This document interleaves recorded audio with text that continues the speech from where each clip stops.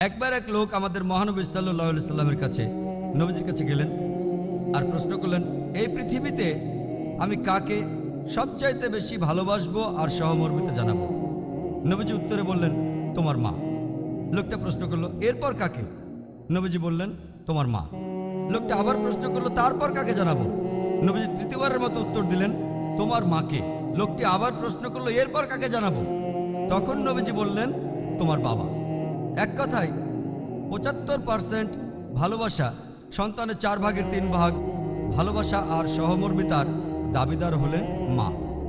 25% অর্থাৎ 4 ভাগের 1 ভাগ ভালোবাসার দাবিদার বাবা। আরেক কথায় আমাদের মা গোল্ড মেডেল পাচ্ছেন, সিলভার মেডেল পাচ্ছেন, এমনকি ব্রোঞ্জটাও পাচ্ছেন। বাবাকে এখানে সন্তুষ্ট থাকতে হচ্ছে শুধু একটা সান্ত্বনা পুরস্কার নিয়ে। এই হলো ইসলামের শিক্ষা। ইসলাম ধর্মে পুরুষ এবং নারী সমান, কিন্তু সমান হওয়া মানে একই রকম কোনো কিছু নয়। অনেকের মধ্যে ভুল ধারণা আছে, বিশেষ করে যখন ইসলামে নারীদের নিয়ে কথা বলা হয়। অনেক মুসলিম আর অমুসলিমের এটা নিয়ে ভুল ধারণা আছে। এই ভুল ধারণাগুলো দূর করা যায় যদি আপনারা ঠিকভাবে কোরআন আর সহিহ হাদিস পড়েন। আমি আগেই বলেছি, পুরুষ এবং নারী উভয়ই সমান, তবে সমান হওয়া মানে একই রকম কোনো কিছু নয়। আপনাদের একটা উদাহরণ দেই, যে ধরুন একটা ক্লাসে কিছু ছাত্র আছে, দুজন ছাত্র, ধরুন এ আর বি, তারা দুজনেই প্রথম হলো আর তারা দুজনেই 100-র মধ্যে 80 নম্বর পেল। কিন্তু আপনি যদি পরীক্ষার খাতা দেখেন, মনে করেন 10টা প্রশ্ন ছিল, প্রত্যেকটাতে 10 নম্বর করে। প্রথম প্রশ্নে যার নাম এ, সে 10-এ 9 পেল।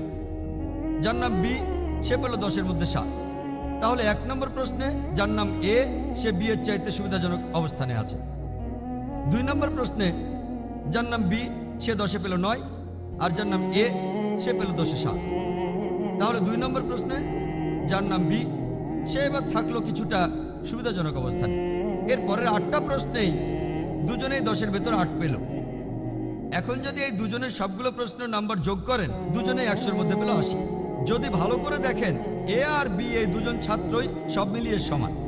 কিছু কিছু প্রশ্নে এ কিছুটা সুবিধাজনক অবস্থানে আছে, কিছু কিছু প্রশ্নের উত্তরে বি কিছুটা সুবিধাজনক অবস্থানে আছে, কিন্তু সব মিলিয়ে দুজনই সমান। একইভাবে ইসলাম ধর্মে পুরুষ এবং নারী উভয়ই সমান। ইসলাম ধর্মে ভ্রাতৃত্ব শুধু একথাই বলে না যে পুরুষ আর নারী উভয়ই সমান। ইসলামের সর্বজনীন ভ্রাতৃত্ব বলে যে জাতি গোত পাশাপাশি পুরুষ আর নারীও সব মিলিয়ে সমান। ইসলামে পুরুষ এবং নারী সমান, তবে কিছু কিছু ক্ষেত্রে পুরুষ সুবিধাজনক অবস্থানে আছে, কিছু ক্ষেত্রে নারী সুবিধাজনক অবস্থানে আছে, তবে সব মিলিয়ে তারা দুজনেই সমান। যেমন ধরুন, যদি আমার ঘরে ডাকাত এসে ঢোকে, আমি কথা বলবো না যে আমি নারীর অধিকারে বিশ্বাস করি, আমি নারী স্বাধীনতায় বিশ্বাস করি, আর তাই আমার বোন, আমার স্ত্রী, আমার মা গিয়ে ডাকাতের সাথে যুদ্ধ করবে।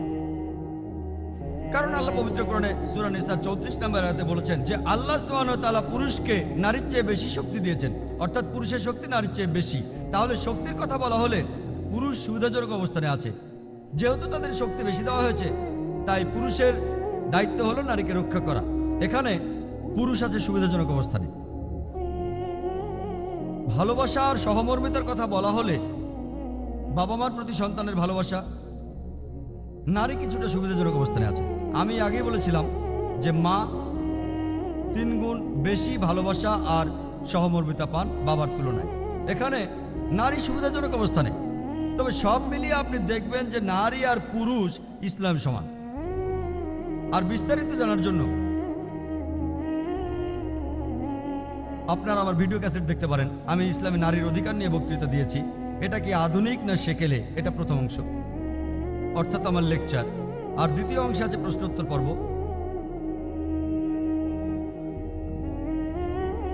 এখানে এই ব্যাপারে বিস্তারিত বলা হয়েছে, আর মানুষের মনে যে ভুল ধারণাগুলো আছে সেগুলোকে এখানে দূর করা হয়েছে।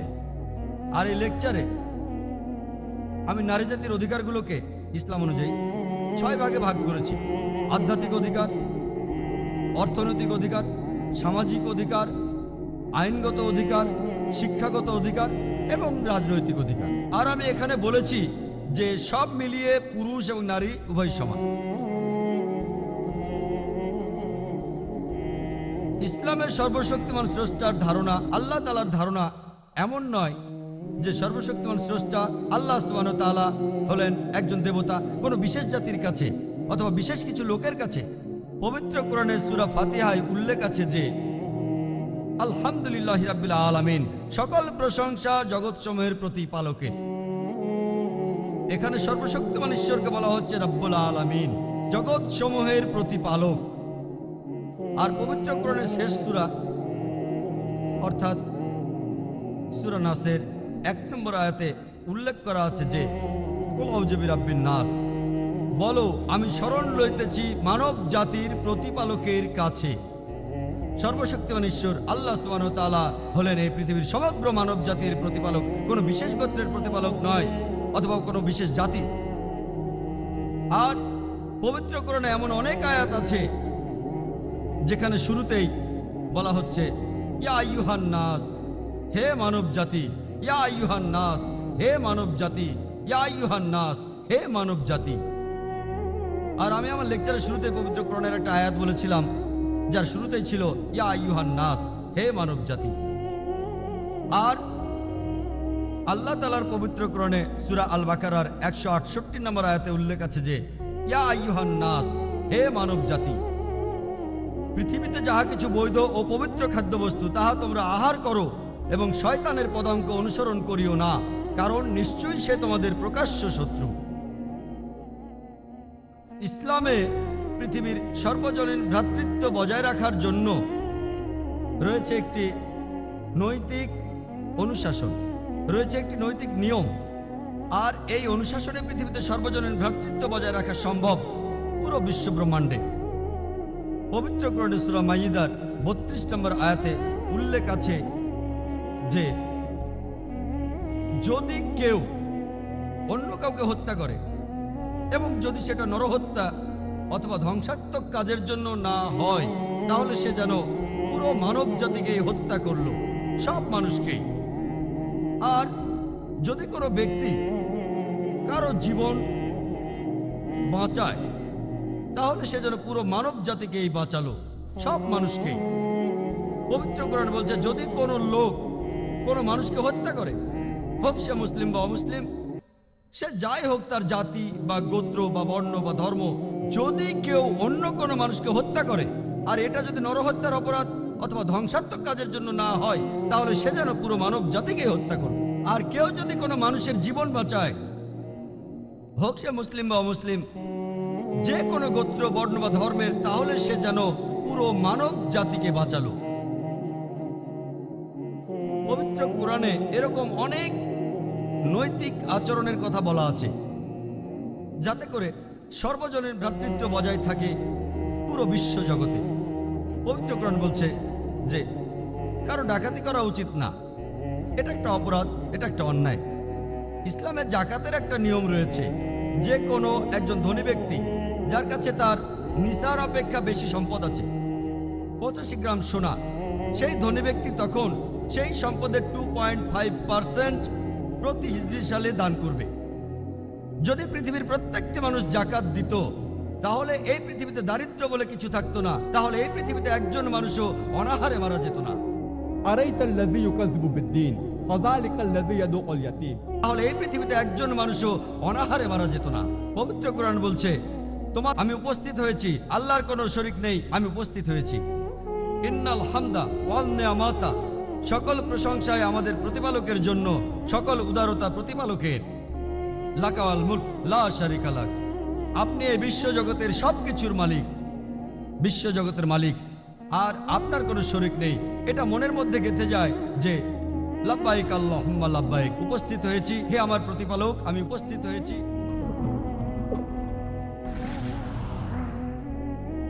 আর ইসলামে ধর্মবিশ্বাসের মূল কথা হলো বিশ্বাস করা এই বিশ্ব জগতের সৃষ্টিকর্তা আর রক্ষাকর্তা কেবলমাত্র একজনই, শুধুমাত্র তাকেই উপাসনা করা উচিত।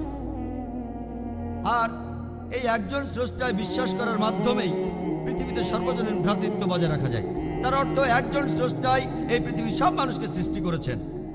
এখানে হোক সে ধনী বা গরিব, হোক পুরুষ বা নারী, হোক সাদা বা কালো, আপনার গোত্র বর্ণ যাই হোক না কেন, আমরা সব মানুষই সমান, কারণ আমাদের বানিয়েছেন শুধুমাত্র একজন স্রষ্টা, একজন সৃষ্টিকর্তা, সর্বশক্তিমান আল্লাহ। শুধুমাত্র একজন স্রষ্টা বিশ্বাস করলেই আপনি এই ভ্রাতৃত্ব বজায় রাখতে পারবেন। আর মূলত এই কারণেই পৃথিবীর প্রধান প্রধান ধর্মগুলি যারা সৃষ্টিকর্তার উপর বিশ্বাস করে সবকিছুর উপরে, সেগুলো শুধুমাত্র একজন সৃষ্টিকর্তাতে বিশ্বাস করে। আর অক্সফোর্ড ডিকশনারির কথা অনুযায়ী ধর্ম শব্দের অর্থ মানুষকে নিয়ন্ত্রণ করে এমন কোনো শক্তি, স্রষ্টা বা দেবতা যাকে উপাসনা করা আর বশ্যতা মানা উচিত। এক কথায়, যদি কোনো ধর্মকে ভালোভাবে বুঝতে চান, আপনাকে তাহলে বুঝতে হবে সেই ধর্মের সৃষ্টিকর্তার ধারণাটাকে। আর পৃথিবীর কোনো ধর্মের ঈশ্বরকে যদি আপনি ভালোভাবে বুঝতে চান, তাহলে আপনি সেই ধর্মের অনুসারীদের কাজগুলো দেখবেন না। কারণ অনেক অনুসারী আছে যারা নিজেরাই জানে না তাদের ধর্মগ্রন্থ কোন সৃষ্টিকর্তার কথা বলছে। এখানে সবচেয়ে ভালো উপায় হলো সেই বিশেষ ধর্মের ধর্মগ্রন্থগুলিতে সৃষ্টিকর্তার কথা কিভাবে বলেছে। আর আল্লাহ পবিত্র কোরআনে সূরা আল ইমরানের 64 নম্বর আয়াতে বলেছেন যে, কুল ইয়া আহলাল কিতাব বলো হে কিতাবীগণ, তাআলাউ ইলা কালিমাতিন সাওয়াইন বাইনানা ওয়া বাইনাকুম, এসো সেই কথায় যাহা তোমাদের এবং আমাদের মধ্যে একই। এখানে প্রথম কথাটা কি? আল্লা না'বুদা ইল্লাল্লাহ, আমরা আল্লাহ ব্যতীত কাহার ইবাদত করি না, ওয়া লা নুশরিকা বিহি শাইয়্যান, আমরা কোনো কিছুকে তাহার শরীক করি না। ওয়া লা ইয়াত্তাখিযা বা'দুনা বা'দান আরবাবান মিন দুনিল্লাহ, যে আমাদের কেহ কাহাকেও আল্লাহ ব্যতীত রব হিসেবে গ্রহণ করি না। ফাইনতাবাল্লাহ যদি তাহারা মুখ ফিরে এলয়, ফাকুলু শাহিদু তোমরা সাক্ষী থাকো বিআন্না মুসলিমুন, অবশ্যই আমরা মুসলমান, আমাদের ইচ্ছাকে আল্লাহর কাছে সমর্পণ করি। আল্লাহ এখানে আপনাকে দেখাচ্ছেন কিভাবে অন্য মানুষের সাথে কথা বলতে হবে। বলা হচ্ছে, তাআলাউ ইলা কালিমাতিন সাওয়াইন বাইনানা ওয়া বাইনাকুম, এসো সেই কথায় যাহা আমাদের এবং তোমাদের মধ্যে একই। প্রথম কথাটা কি? আল্লা না'বুদা ইল্লাল্লাহ, আমরা আল্লাহ ব্যতীত কাহার ইবাদত করি না, ওয়া লা নুশরিকা বিহি শাইয়্যান, আমরা কোনো কিছুকে তাহার শরীক করি না। তাই পৃথিবীর কোনো ধর্মে সৃষ্টিকর্তার ধারণাকে যদি বুঝতে চান, তাহলে আপনাকে দেখতে হবে ধর্মগ্রন্থগুলিতে কিভাবে সৃষ্টিকর্তার কথা বলা হয়েছে। যদি আপনি সেই সৃষ্টিকর্তাকে বুঝতে পারেন, তাহলে ধর্মটাকেও বুঝতে পারবেন। আসলে আমরা প্রথমেই হিন্দু ধর্মের ঈশ্বরকে ভালোভাবে দেখি।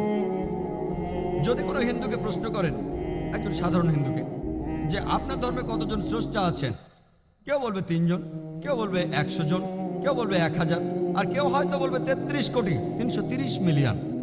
কিন্তু যদি কোনো জ্ঞানী হিন্দুকে জিজ্ঞেস করেন, যিনি আসলেই তার ধর্মগ্রন্থগুলি সম্পর্কে জানেন, তিনি আপনাকে বলতে পারবেন যে হিন্দুদের উচিত হবে এক ঈশ্বরের উপাসনা করা, আর তাদের উচিত হবে এক স্রষ্টায় বিশ্বাস করা। তবে সাধারণ হিন্দুরা এখন যে দর্শনে বিশ্বাস করে সেটার নাম হলো প্যানথেইজম। সাধারণ হিন্দুরা বলবে যে সবকিছুই স্রষ্টা, গাছ স্রষ্টা, সূর্য স্রষ্টা, চাঁদ স্রষ্টা, বানর স্রষ্টা, মানুষের স্রষ্টা, সাপ স্রষ্টা। তবে আমরা মুসলমানরা বলি যে সবকিছু স্রষ্টা। স্রষ্টা শব্দটার পর একটা র, সবকিছুর মালিক হলেন স্রষ্টা। গাছের মালিক স্রষ্টা, সূর্যের মালিক স্রষ্টা, চাঁদের মালিক স্রষ্টা, বানরের মালিক স্রষ্টা, মানুষের মালিক স্রষ্টা, সাপের মালিকও স্রষ্টা। তবে হিন্দু আর মুসলিম আমাদের মধ্যে প্রধান পার্থক্যটা হলো যে সাধারণ একজন হিন্দু বলে সবকিছুই হলো স্রষ্টা, আর আমরা মুসলিমরা বলি সবকিছু স্রষ্টার। স্রষ্টা শব্দটার পর একটা র। আমাদের প্রধান পার্থক্যটা হলো এই র অক্ষরটা। যদি আমরা এই র অক্ষরটার সমস্যার সমাধান করতে পারি, হিন্দু আর মুসলিমরা এক হতে পারবো। সেটা কিভাবে করব? কোরআন বলছে, তাআলাউ ইলা কালিমাতিন সাওয়াইন বাইনানা ওয়া বাইনাকুম, এসো সেই কথায় যাহা আমাদের এবং তোমাদের মধ্যে এক। প্রথম কথাটা কি? আল্লা না'বুদা ইল্লাল্লাহ, আমরা আল্লাহ ছাড়া কারো ইবাদত করি না। আর হিন্দু ধর্মের অনুসারীরা যে গ্রন্থটা সবচেয়ে বেশি পড়ে সেটা হলো ভগবদ গীতা। যদি আপনি ভগবদ গীতা পড়েন, 6 অধ্যায়ের 20 অনুচ্ছেদে বলা হচ্ছে যে মানুষগুলোর জ্ঞান আর বুদ্ধিকে চুরি করে নিয়েছে জাগতিক আশা আকাঙ্ক্ষা, তারা অপদেবতার পুজো করে। তার অর্থ, যে সব মানুষের জ্ঞান বুদ্ধিকে জাগতিক আশা আকাঙ্ক্ষা চুরি করে নিয়েছে, তারাই অপদেবতার পুজো করে এক সৃষ্টিকর্তাকে বাদ দিয়ে। আর আপনি যদি উপনিষদ পড়েন, হিন্দু ধর্মের আরেকটা পবিত্র ধর্মগ্রন্থ, এর উল্লেখ আছে ছন্দগীয় উপনিষদে ষষ্ঠ অধ্যায়ে দ্বিতীয় পরিচ্ছেদের প্রথম অনুচ্ছেদে। एकम एव द्वितीयम। সৃষ্টিকর্তা শুধুমাত্র একজনই, দ্বিতীয় কেউ নেই। এছাড়াও শ্বেতাক্ষেত্র উপনিষদে উল্লেখ আছে ষষ্ঠ অধ্যায়ের 9 অনুচ্ছেদে। नाकस्य कसिज जनिता न कदिपा। এর মানে সৃষ্টিকর্তার, সর্বশক্তিমান স্রষ্টার কোনো প্রভুই নেই, আর তার কোনো মা বাবাও নেই। আরো উল্লেখ আছে শ্বেতাক্ষেত্র উপনিষদে 4th অধ্যায়ের 19 অনুচ্ছেদে, ना तस्य प्रतिमा अस्ति। সৃষ্টিকর্তার কোনো প্রতিমূর্তি নেই। এছাড়াও শ্বেতাক্ষেত্র উপনিষদে 4th অধ্যায়ের 20 অনুচ্ছেদে উল্লেখ আছে যে স্রষ্টার কোনো আকার নেই, কেউ তাকে চোখ দিয়ে দেখতে পায় না। হিন্দু ধর্মের সব গ্রন্থগুলির মধ্যে সবচেয়ে পবিত্র হলো বেদ। বেদ প্রধানত 4 প্রকার: ঋগ্বেদ, যজুর্বেদ, সামবেদ আর অথর্ববেদ। আপনি যদি যজুর্বেদ ভালোভাবে পড়েন, সেখানে উল্লেখ আছে 32 অধ্যায়ের 3 অনুচ্ছেদে, ना तस्य प्रतिमा अस्ति। সৃষ্টিকর্তার কোনো প্রতিকৃতি নেই, সর্বশক্তিমান স্রষ্টার কোনো আকার নেই। এছাড়াও যজুর্বেদে 40 অধ্যায়ের 8 অনুচ্ছেদে উল্লেখ আছে যে সর্বশক্তিমান স্রষ্টা নিরাকার এবং পবিত্র। আর যজুর্বেদে এর পরের অনুচ্ছেদে 40 অধ্যায়ের 9 অনুচ্ছেদে উল্লেখ আছে যে अंधात्म उपविशन्ति या असंभूतिम उपास्ते। তারা অন্ধকারে প্রবেশ করে যারা কোনো আসাম্ভূতির পূজা করে। আসাম্ভূতির অর্থ প্রাকৃতিক বস্তু, যেমন বাতাস, পানি, আগুন। এখানে আরো বলা হয়েছে তারা আরো বেশি অন্ধকারে প্রবেশ করে যে লোকগুলি সাম্ভূতির পূজা করে।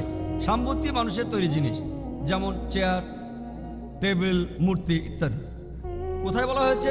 যজুর্বেদে 40 অধ্যায়ের 9 অনুচ্ছেদ। এরপরে আরো পড়লে দেখতে পাবেন অথর্ববেদে উল্লেখ আছে 20 অধ্যায়ের 58 পরিচ্ছেদের 3 অনুচ্ছেদে, দেব মহাঅসি, সৃষ্টিকর্তা হলেন সুমহান। এই বেদগুলির মধ্যে সবচাইতে পবিত্র হলো ঋগ্বেদ। ঋগ্বেদে উল্লেখ আছে 1 নম্বর গ্রন্থে 164 পরিচ্ছেদের 46 নম্বর অনুচ্ছেদে যে জ্ঞানীরা এবং বুদ্ধিমান লোকেরা তাদের এক সৃষ্টিকর্তাকে অনেক নামে ডেকে থাকেন। আপনি যদি ঋগ্বেদ পড়েন 2 নম্বর গ্রন্থের 1 নম্বর অনুচ্ছেদে সর্বশক্তিমান স্রষ্টার অনেকগুলো নাম দেওয়া হয়েছে। সেগুলোর মধ্যে একটি ঋগ্বেদে উল্লেখ করা আছে 2য় গ্রন্থে 1ম পরিচ্ছেদের 3 নম্বর অনুচ্ছেদে, ব্রহ্মা। যদি আপনি ব্রহ্মা শব্দটার ইংরেজি করেন, সেটা দাঁড়াবে সৃষ্টিকর্তা। যদি শব্দটার আরবি করেন, সেটার অর্থ খালিক। আমাদের মুসলমানদের কোনো আপত্তি থাকবে না যদি কোনো লোক সর্বশক্তিমান স্রষ্টাকে বলে খালিক বা সৃষ্টিকর্তা অথবা ব্রহ্মা। কিন্তু যদি কেউ বলে যে ব্রহ্মা হলো সর্বশক্তিমান স্রষ্টা, যার 4টা মাথা আছে, প্রত্যেক মাথায় একটা করে মুকুট আছে, আমরা মুসলমানরা এতে প্রবল আপত্তি জানাবো। এছাড়াও এভাবে আপনি শ্বেতাক্ষেত্র উপনিষদের বিরুদ্ধে যাচ্ছেন। 6ষ্ঠ অধ্যায়ের 9 নম্বর অনুচ্ছেদে বলা হয়েছে ना तस्य प्रतिमा अस्ति। সৃষ্টিকর্তার কোনো প্রতিমা নেই। আপনি এখানে সৃষ্টিকর্তাকে আকার দিচ্ছেন। আরো একটা সুন্দর নাম বলা হয়েছে ঋগ্বেদে 2য় গ্রন্থে 1ম পরিচ্ছেদের 3 নম্বর শ্লোকে, সেটা বিষ্ণু। যদি আপনি বিষ্ণু শব্দটার ইংরেজি করেন, শব্দটার একটা অর্থ দাঁড়ায় রক্ষাকর্তা, পালনকর্তা। যদি শব্দটার আরবি করেন, তার অর্থ হলো রব। আমাদের কোনো আপত্তি নেই যদি কেউ সর্বশক্তিমান স্রষ্টাকে বলে রব বা রক্ষাকর্তা বা পালনকর্তা বা বিষ্ণু। কিন্তু যদি কেউ বলে বিষ্ণু হলো সেই সৃষ্টিকর্তা যার 4টা হাত আছে, তার একটা হাতে আছে চক্র, একটা চাকা, আর একটা হাতে আছে পদ্ম, আমরা মুসলিমরা এতে প্রবল আপত্তি জানাবো। এছাড়াও আপনি সর্বশক্তিমান স্রষ্টাকে একটা আকার দিচ্ছেন, যজুর্বেদের বিরুদ্ধে যাচ্ছেন। 32 অধ্যায় 3 অনুচ্ছেদে উল্লেখ আছে ना तस्य प्रतिमा अस्ति। সৃষ্টিকর্তার কোনো প্রতিমূর্তি নেই। এছাড়াও ঋগ্বেদে বলা হয়েছে 1ম অধ্যায়ের 1ম অনুচ্ছেদে माचिदनिधि संसद। শুধু তাকেই বন্দনা করা উচিত, একমাত্র তাকেই উপাসনা করো। ঋগ্বেদে উল্লেখ করা আছে 6ষ্ঠ অধ্যায়ের 45 পরিচ্ছেদের 16 অনুচ্ছেদে, या एक मुष्टि ही। ঈশ্বর মাত্র একজনই, শুধু তারই উপাসনা করো। আর ব্রহ্মসূত্র, যেটা হলো হিন্দু ধর্মের মূল বিশ্বাস, সেটা বলছে एकम ब्रह्म दुस्त्या नास्ते। निया नास्ते किंचन। ভগবান একই है, दूसरा नहीं है, नहीं है, नहीं है, जरा भी नहीं है। স্রষ্টা মাত্র একজনই, দ্বিতীয় কেউ নেই, কেউ নেই, কেউ নেই, আর কখনো কেউ ছিলও না। আপনি যদি হিন্দু ধর্মগ্রন্থগুলো পড়েন, আপনি তাহলে হিন্দু ধর্মের সৃষ্টিকর্তার ধারণাকে ভালোভাবে বুঝতে পারবেন। আসুন এবার আমরা ইহুদি ধর্মে ঈশ্বরের ধারণা দেখি। এটার উল্লেখ আছে বুক অব ডিউটেরোনমিতে, ওল্ড টেস্টামেন্ট গ্রন্থে 6 নম্বর অধ্যায়ের 4 নম্বর অনুচ্ছেদে মুসা আলাইহিস সালাম বলেছেন যে, शमा इस्राइलो अदनाई लाइन अदनाई खत। এটা একটা হিব্রু উদ্ধৃতি যার অর্থ, হে ইসরায়েলবাসী, প্রভু আমাদের ঈশ্বর কেবলমাত্র একজনই।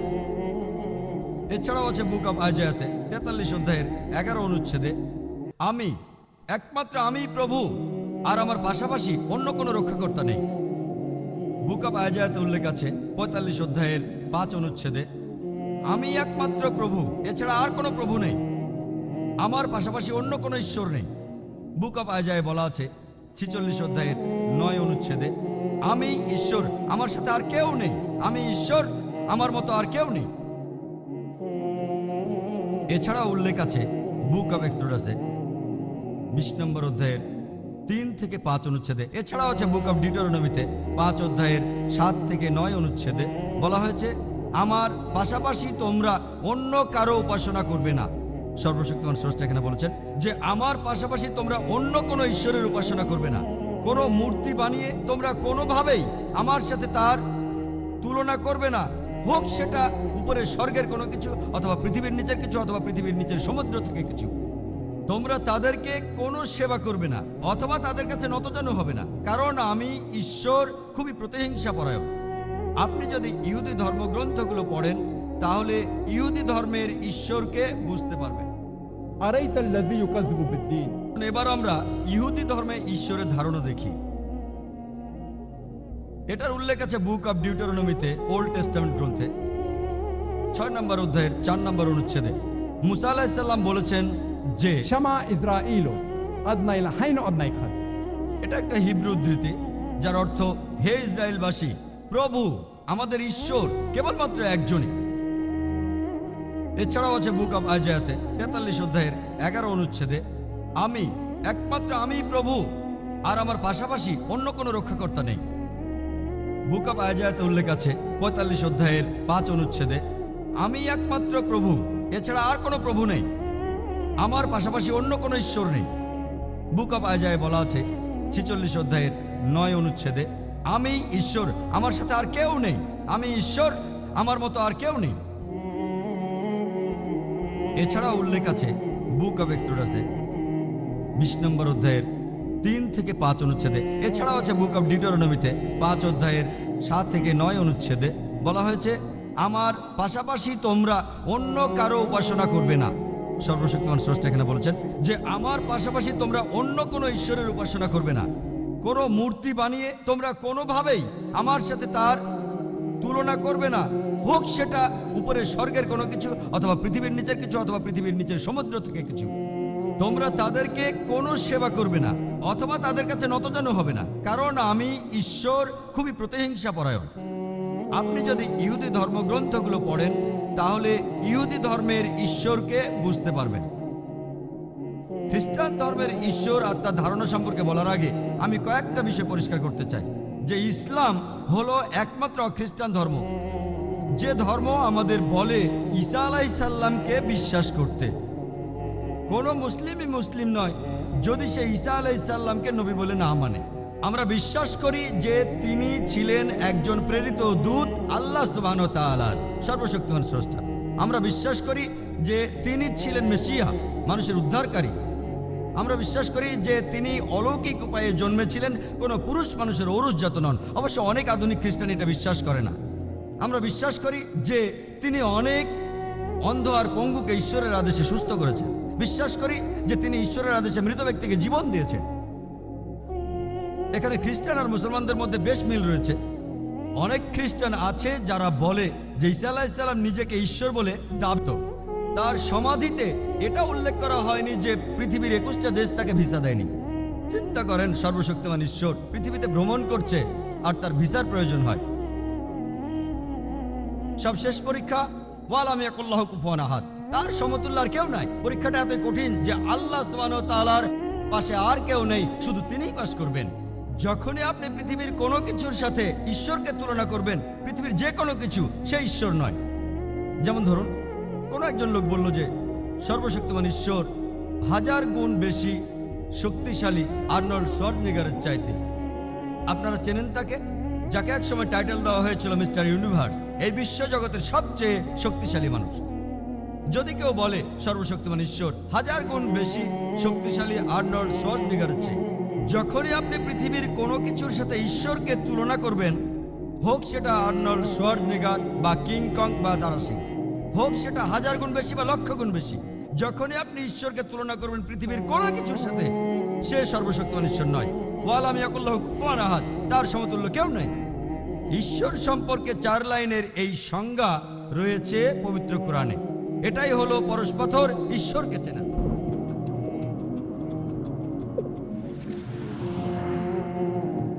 সর্বশক্তিমান ঈশ্বর 1000 গুণ বেশি শক্তিশালী আর্নল্ড শোয়ার্জনেগারের চেয়ে। যখনই আপনি পৃথিবীর কোনো কিছুর সাথে ঈশ্বরকে তুলনা করবেন, হোক সেটা আর্নল্ড শোয়ার্জনেগার বা কিং কং বা দারা সিং, হোক সেটা 1000 গুণ বেশি বা লক্ষ গুণ বেশি, যখনই আপনি ঈশ্বরকে তুলনা করবেন পৃথিবীর কোনো কিছুর সাথে, সে সর্বশক্তিমান ঈশ্বর নয়। ওয়ালাম ইয়াকুল্লাহু কুফুয়ান আহাদ, তার সমতুল্য কেউ নাই। ঈশ্বর সম্পর্কে 4 লাইনের এই সংজ্ঞা রয়েছে পবিত্র কোরআনে। এটাই হলো পরশপাথর ঈশ্বরকে চেনা। এছাড়াও পবিত্র কোরআন বলছে, সূরা আল ইসরার 110 নম্বর আয়াতে উল্লেখ আছে যে কুলিদুল্লাহ আবিদুর রহমান আয়াম আতাদু ফালাল আসমাউল হুসনা। তোমরা আল্লাহ নামে আহ্বান করো বা রহমান, তোমরা যে নামে আহ্বান করো, সকল সুন্দর নামগুলি তো তাহার। আপনারা আল্লাহকে ডাকতে পারেন যে কোনো নামে, তবে সেটা অবশ্যই কোনো সুন্দর নাম হতে হবে, যাতে আপনারা কোনো ছবি কল্পনা করতে না পারেন। আর সব মিলিয়ে 99টি আসমাউল হুসনা বা সুন্দর নাম রয়েছে পবিত্র কোরআনে আল্লাহ সুবহানাহু ওয়া তাআলার। আর রহমান, আর রহিম, সবচেয়ে দয়াবান, সবচেয়ে পরোপকারী, সব মিলিয়ে 99টি নাম। আমরা মুসলিমরা সর্বশক্তিমান ঈশ্বরকে আরবিতে আল্লাহ বলে ডাকি। আর যে কারণে আমরা সর্বশক্তিমান ঈশ্বরকে আরবিতে আল্লাহ বলে ডাকি, ইংরেজি শব্দ গড না বলে, সেটা হলো ইংরেজি গড শব্দটাকে নিয়ে আপনি অনেক কিছু বানাতে পারেন। যেমন ধরুন, আপনি যদি গডের পরে এস জুড়ে দেন, তাহলে সেটা হবে গডস, ঈশ্বরের বহুবচন। আল্লাহর কোনো বহুবচন নেই। কুল হু আল্লাহু আহাদ, বলো তিনি এক এবং অদ্বিতীয়। যদি গডের পরে ESS যোগ করেন, তাহলে সেটা হয়ে যায় গডেস, অর্থাৎ মহিলা ঈশ্বর। আল্লাহ সুবহানাহু ওয়া তাআলার কোনো লিঙ্গ নেই, তিনি পুরুষও নন আবার মহিলাও নন। আল্লাহ সুবহানাহু ওয়া তাআলার কোনো লিঙ্গ নেই। আল্লাহ শুধু একটাই শব্দ। যদি গডের সাথে ফাদার শব্দটা যোগ করেন, তাহলে হয় গড ফাদার। সে আমার গড ফাদার, সে আমার অভিভাবক। আল্লাহ আব্বা বা আল্লাহ ফাদার বলে কিছু নেই ইসলামে। যদি গডের সাথে মাদার যোগ করেন, সে হয় গড মাদার। ইসলাম ধর্মে আল্লাহ মাদার বা আল্লাহ আম্মি বলে কিছু নেই। আল্লাহ শুধু একটাই শব্দ। যদি গডের আগে টিন শব্দটা লাগান, তাহলে সেটা হয়ে যায় টিন গড, যার অর্থ নকল ঈশ্বর। ইসলামে টিন আল্লাহ বলে কিছু নেই। আর এ কারণে আমরা মুসলিমরা সর্বশক্তিমান ঈশ্বর আল্লাহ সুবহানাহু ওয়া তাআলাকে আরবিতে আল্লাহ বলে ডাকি, ইংরেজিতে গড শব্দ না বলি। কিন্তু যদি কোনো লোক, কোনো মুসলমান আল্লাহ সুবহানাহু ওয়া তাআলাকে গড বলে ডাকেন, তাদেরকে বোঝানোর জন্য যারা আল্লাহ সুবহানাহু ওয়া তাআলা সম্পর্কে জানেন না, এতে যদি তারা বোঝে, আমাদের কোনো আপত্তি নেই। তবে এখানে সঠিক শব্দটা হলো আল্লাহ, ইংরেজিতে গড না বলে এই শব্দটা এই ক্ষেত্রে ভালো। ইসলাম ধর্মে সর্বজনীন ভ্রাতৃত্ব শুধুমাত্র হরিজন্টালি ছড়ায় না, অর্থাৎ শুধু বর্তমান সময়ের বিভিন্ন জায়গা আর সব ধরনের মানুষের মধ্যে ভ্রাতৃত্বকে ছড়ায় না, এটা ছড়ায় ভার্টিক্যালিও। ইসলাম ধর্মের সর্বজনীন ভ্রাতৃত্বের বিশ্বাস ভার্টিক্যালিও ছড়ায়। আগের প্রজন্মতেও ছড়ায়, এটা অতীতেও ছড়িয়েছিল। হ্যাঁ, অতীতেও ছড়িয়েছিল। ইসলামের সর্বজনীন ভ্রাতৃত্বে বর্তমান সময়ের মানুষ আছে, এমনকি অতীতেরও আছে। আমরা সবাই একটাই জাতি, একটাই গোষ্ঠী। এই সর্বজনীন ভ্রাতৃত্বের বিশ্বাস এটা হরিজন্টালি ছড়ায়, এমনকি এটা ছড়ায় ভার্টিক্যালিও।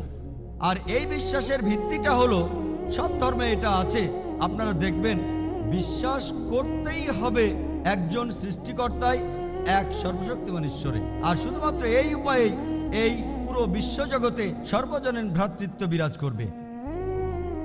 আর এই সর্বজনীন ভ্রাতৃত্ব অনেক অনেক গুণ বড় ভ্রাতৃত্ব রক্তের সম্পর্কের চেয়ে। পবিত্রকরণ বলছে, আমি আগেও বলেছি, তোমরা তোমাদের বাবা মাকে শ্রদ্ধা করো। পবিত্রকরণে সূরা ইসরা 23 এবং 24 নম্বর আয়াতে উল্লেখ আছে যে আল্লাহ সুবহানাহু ওয়া তাআলা আদেশ দিয়েছেন, তিনি ব্যতীত কাহার উপাসনা করিও না, আর পিতামাতার প্রতি সদয় হও। আর যদি তাহাদের একজন অথবা তাহাদের উভয়ই বার্ধক্যে উপনীত হন, তাহাদিগকে কোনো রকম ধমক দিও না, তাহাদিগকে উপশব্দটা বলিও না, কিন্তু মমতাবশে তাহাদের প্রতি নম্রতার পক্ষপট অবনমিত করো। তাহাদের সম্মান করিও এবং প্রভুর নিকট প্রার্থনা করিও যে তাহাদের প্রতি দয়া করো, যেভাবে আমাকে তাহারা প্রতিপালন করিয়াছিলেন। তার অর্থ, আপনারা আপনাদের বাবা মাকে ভালোবাসবেন এবং তাদের সবসময় শ্রদ্ধা আর সম্মান করবেন। তবে পবিত্র কোরআনে এই কথাও বলা আছে, সূরা লোকমানের 15 নম্বর আয়াতে উল্লেখ আছে যে পিতামাতাকে শ্রদ্ধা ও সম্মান করার পর কোরআন বলছে, কিন্তু যদি তাহারা পীড়াপিড়ি করে আমার সমকক্ষ দাঁড় করাইতে যে বিষয়ে তোমার কোনো জ্ঞান নাই, অর্থাৎ তোমার বাবা মা তোমাকে যদি অন্য ঈশ্বর মানতে বলেন সর্বশক্তিমান আল্লাহর পাশে, তুমি তাহাদের কথা মানিও না। তবে এই পৃথিবীতে তাহাদের সহিত বসবাস করে সৎভাবে এবং বিশুদ্ধ চিত্তে। তার অর্থ, আপনার বাবা মাকে আপনি মেনে চলবেন যতক্ষণ পর্যন্ত তারা সর্বশক্তিমান আল্লাহর বিরুদ্ধে না যায়, তারা আল্লাহর আদেশের বিরুদ্ধে না যায়, তাদেরকে মেনে চলতে হবে। যদি তারা আল্লাহর আদেশ না মানে, তাহলে আল্লাহ সুবহানাহু ওয়া তাআলার আদেশ অনুযায়ী সবাইকে চলতে হবে। বিশ্বাসের ভ্রাতৃত্ব অনেক বেশি বড়, যেটা রক্তের সম্পর্কের চেয়েও এটা অনেক অনেক বেশি বড়। পবিত্র কোরআনে সূরা তাওবার 24 নম্বর আয়াতে উল্লেখ আছে যে कुल इन कान आबाउकुम যদি তোমাদের কাছে তোমাদের পিতা, व अबनाउकुम তোমাদের সন্তান, व इखवानुकुम তোমাদের ভ্রাতা, व अज़वाजुकुम তোমাদের জীবন সঙ্গী, তোমাদের স্বামী বা স্ত্রী, व अशीरतुकुम তোমাদের স্বগোষ্ঠী। আল্লাহ প্রশ্ন করেছেন, কোন জিনিস তোমাদের অধিক প্রিয়? তোমাদের পিতা, তোমাদের সন্তান, তোমাদের ভাই, তোমাদের জীবন সঙ্গী, স্বামী অথবা স্ত্রী, অথবা তোমাদের আত্মীয় স্বজন, কোনটা তোমাদের বেশি প্রিয়? তোমাদের বাবা, তোমাদের সন্তান, তোমাদের ভ্রাতা, তোমাদের জীবন সঙ্গী, স্বামী বা স্ত্রী, কোনটা বেশি প্রিয়? व अमवाल इख्तरफ्तमुहा व तिजारतुन तखशौना कसादहा व मसाकिन तरज़ौनहा। তোমরা যে সম্পদ সংগ্রহ করছো, যে ব্যবসা পরিচালনা করছো, যে বাসস্থানে তোমরা থাকো, আল্লাহ বলছেন কোনটা তোমাদের কাছে বেশি প্রিয়? কি তোমাদের কাছে প্রিয়? আল্লাহ বলছেন যে अहब्बा इलैकुम मिनल्लाहि व रसूलिहि व जिहादिन फी सबीलिहि। যদি এগুলো বেশি ভালোবাসো আল্লাহর চাইতে, রাসূলের চাইতে এবং জিহাদের চাইতে, আল্লাহর পথে সংগ্রামের চাইতে। আল্লাহ বলছেন, যদি তোমার বাবা মা তোমাকে আল্লাহ তাআলার বিরুদ্ধে যেতে বলে, তোমাকে ডাকাতি করতে বলে, মানুষ ঠকাতে বলে, ঘুষ নিতে বলে, অন্য মানুষকে খুন করতে বলে বিনা কারণে, যদি আপনার পিতামাতা আপনাকে আল্লাহ সুবহানাহু ওয়া তাআলার আদেশের বিপক্ষে যেতে বলে, হোক তারা আপনার সন্তান, হোক তারা আপনার ভাই বা আপনার জীবন সঙ্গী বা আত্মীয় স্বজন, অথবা আপনি যদি আল্লাহর বিরুদ্ধে এমন কোনো কাজ করেন আপনার সম্পদ বাড়ানোর জন্য, আপনি যে ব্যবসা করেন, যে ঘরে আপনি বাস করেন, আল্লাহ বলছেন যদি এই 8টি জিনিসকে আল্লাহ, তার রাসূল আর জিহাদের চেয়ে বেশি ভালোবাসেন, আল্লাহ বলছেন फतरब्बसू অপেক্ষা করো, हत्ता याती अल्लाह बिअमरी वल्लाहु ला युहिब्बुल फासिकीन। অপেক্ষা করো তোমাদের উপর আল্লাহর বিধান আসা পর্যন্ত, অপেক্ষা করো আল্লাহ তোমাদের ধ্বংস করা পর্যন্ত। वल्लाहु ला युहिब्बुल फासिकीन। আল্লাহ সৎ ত্যাগীকে পথ প্রদর্শন করেন না। যখন বিশ্বাসের ভ্রাতৃত্ব নিয়ে কথা হচ্ছে, এটা রক্তের সম্পর্কের চেয়ে অনেক বেশি বড়। আর এরপরে পবিত্র কোরআনে সূরা আল নিসার 135 নম্বর আয়াতে উল্লেখ আছে যে ইয়া আইয়ুহাল্লাযিনা আমানু, হে মুমিনগণ, তোমরা ন্যায় বিচারে দৃঢ় প্রতিষ্ঠিত থাকিবে সাক্ষী স্বরূপ আল্লাহ সুবহানাহু ওয়া তাআলার। যদিও ইহা তোমাদের বিরুদ্ধে যায়, পিতামাতার বিরুদ্ধে যায়, আত্মীয় স্বজনের বিরুদ্ধে যায়, সে বিত্তবান হোক বা বিত্তহীন, আল্লাহ উভয়েরই ঘনিষ্ঠতর। অর্থাৎ আপনি যদি ন্যায় বিচারের পক্ষ নেন, যদি আপনি শাহাদা দেন, যদি আপনি সাক্ষ্য দেন আল্লাহ সুবহানাহু ওয়া তাআলার নামে, আল্লাহ অনুরোধ করব, আপনি বলুন এই পৃথিবীর ভ্রাতৃত্ববোধের কিছু কথা। এখন এটা সার্বজনীন ভ্রাতৃত্ব। আমি এখানে জানতে আসিনি বিশ্বজগতের অন্য কোথাও আমাদের কোনো ভাই আছে কিনা। ইন্ডিয়াতে অনেক ভাই আছে, তাই আমরা ইন্ডিয়ান ভ্রাতৃত্বের কথা বলবো। আর এই দেশে মানুষের ভ্রাতৃত্ব কিভাবে দেশের ইতিহাসকে গত 100 বছরে কতখানি প্রভাবিত করতে পেরেছে। ভাই, আপনি খুব সুন্দর প্রশ্ন করেছেন, খুবই প্রাসঙ্গিক প্রশ্ন। তিনি বললেন যে আজকে তিনি এসেছেন সর্বজনীন ভ্রাতৃত্বের কথা শুনতে, আর আমি এখানে বলেছি শুধুমাত্র এই পৃথিবীর ভ্রাতৃত্বের কথা। আর এই পৃথিবীর বাইরেও কি কোনো ভ্রাতৃত্ব আছে? আপনি একজন ডাক্তার, আলহামদুলিল্লাহ। আর আমার লেকচার যদি শোনেন, যদি আপনি একটু মন দিয়ে শোনেন, আমি বলেছি আমরা এক সর্বশক্তিমান ঈশ্বরে বিশ্বাস করি, যিনি এই পৃথিবী সমূহের প্রতিপালক, রাব্বুল আলামিন। পৃথিবী সমূহের প্রতিপালক অর্থাৎ বিশ্বজগতের প্রতিপালক আমাদের এই পৃথিবী সহ। এই ভ্রাতৃত্বটা হলো বিশ্বজগতের, পৃথিবীর অথবা ইন্ডিয়া। আপনি কি বলেন? হ্যাঁ ভাই, ঠিক আছে, আগে উত্তরটা শোনেন। এক এক করে আমি আপনাদের সবার প্রশ্নের উত্তর দিয়ে দেব। আগে এই উত্তরটা দিয়ে তারপর আপনার প্রশ্নে আসছি, সমস্যা না, আমি এখানে আছি, আপনাদের সবার প্রশ্নের উত্তর দেবো ইনশাল্লাহ। প্রথমে এই ভদ্রলোকের উত্তর দেই। তিনি যে প্রশ্ন করেছেন সেটার উত্তর আগে দেই। তিনি আমার কাছে ভ্রাতৃত্ব সম্পর্কে জানতে চেয়েছেন। আর সর্বজনীন ভ্রাতৃত্ব শুধুমাত্র এই পৃথিবীর ভ্রাতৃত্বকেই বোঝায় না। আর পবিত্র কোরআনের কথা অনুযায়ী সূরা আল শুরার 29 নম্বর আয়াতে উল্লেখ আছে যে আল্লাহ সুবহানাহু ওয়া তাআলা এই আকাশমণ্ডলী আর পৃথিবী সৃষ্টি করেছেন আর সেখানে জীবজন্তু ছড়িয়ে দিয়েছেন। তার অর্থ পবিত্র কোরআন বলছে যে এই পৃথিবী ছাড়াও এই বিশ্বজগতে অনেক প্রাণী আছে। পৃথিবী ছাড়া অন্য গ্রহেও প্রাণী আছে। বিজ্ঞান এখনো এটা প্রমাণ করতে পারেনি যে পৃথিবীর বাইরেও আরো জীবন আছে। আপনারা জানেন যে বিজ্ঞানীরা এখন রকেট, স্যাটেলাইট, আরো কত কিছু এগুলো পাঠিয়ে দেখছে যে কোথাও প্রাণী আছে কিনা। এখনো প্রমাণিত হয়নি। বিজ্ঞান বলছে এটার সম্ভাবনাই বেশি। তবে কোরআন বলছে এই পৃথিবীর বাইরেও প্রাণ আছে। আমরাও এটা বিশ্বাস করি। সর্বজনীন ভ্রাতৃত্ব শুধুমাত্র এই পৃথিবীর জন্য নয়, এটা অন্যান্য সমস্ত পৃথিবীর জন্য। আর আপনি ঠিকই বলেছেন, এই ভ্রাতৃত্ব ইন্ডিয়ার জন্য, পুরো পৃথিবীর জন্য। আর এই ভ্রাতৃত্ব বজায় রাখার জন্য যদি আমার লেকচার শুনে থাকেন তাহলে সেগুলো আমি বলবো না।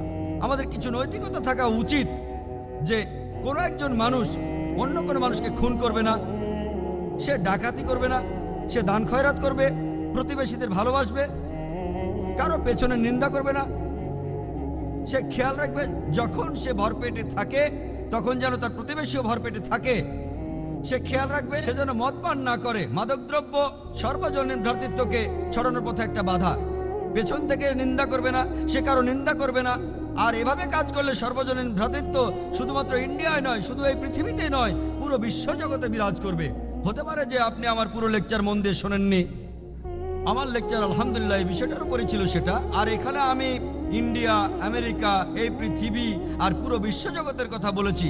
আর এটা শুধু তখনই বিরাজ করবে যদি সব ধর্মের অনুসারীরা বিশ্বাস করা শুরু করে যে সৃষ্টিকর্তা, পুরো মানবজাতির স্রষ্টা, সকল প্রাণীর স্রষ্টা, হোক সেটা ইন্ডিয়ায়, হোক আমেরিকায় অথবা পৃথিবীর বাইরে, আমাদের সৃষ্টিকর্তা কেবলমাত্র একজনই। আর প্রত্যেকটা ধর্মেই আসলে বলে থাকে একজন সৃষ্টিকর্তার কথা, যেটা আমি আগেই খুলে বলেছি। ঈশ্বরের ধারণা সম্পর্কে বিস্তারিত জানার জন্য আমি একটা লেকচার দিয়েছি। প্রধান ধর্মগুলোতে ঈশ্বরের ধারণা, এখানে অন্যান্য ধর্মে ঈশ্বরের ধারণা সম্পর্কে বিস্তারিত বলা হয়েছে, যেমন শিখ ধর্ম আর পার্সি ধর্ম ইত্যাদি। এখানে বিস্তারিত বলা আছে।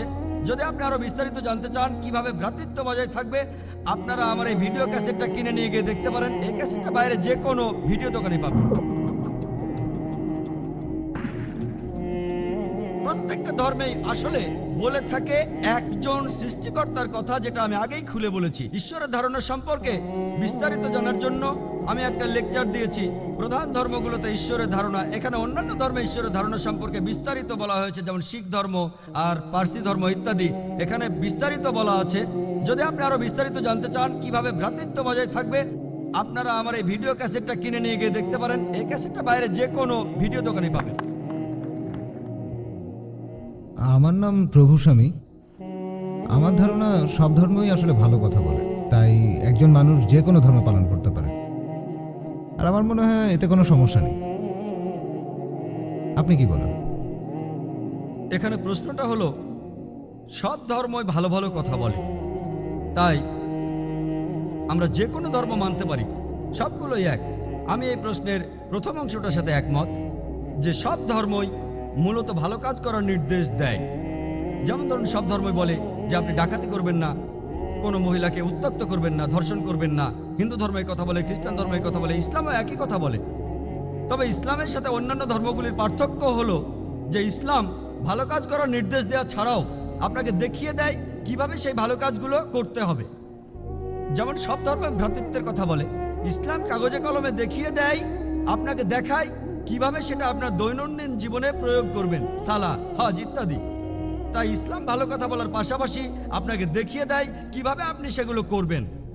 যেমন ধরুন, হিন্দু ধর্ম বলে ডাকাতি করবেন না, খ্রিস্টান ধর্ম বলে ডাকাতি করবেন না, ইসলাম ধর্ম বলে ডাকাতি করবেন না। তাহলে ইসলামের সাথে অন্যান্য ধর্মগুলোর পার্থক্য কোথায়? ইসলাম আপনাকে দেখায় কিভাবে সেই পরিবেশ তৈরি করবেন যেখানে মানুষ ডাকাতি করবে না। ইসলামে জাকাত নামে একটা বিষয় আছে, সেটা হলো প্রত্যেক ধনী লোক যাদের সম্পত্তি তাদের নিসাবের চাইতে পরিমাণে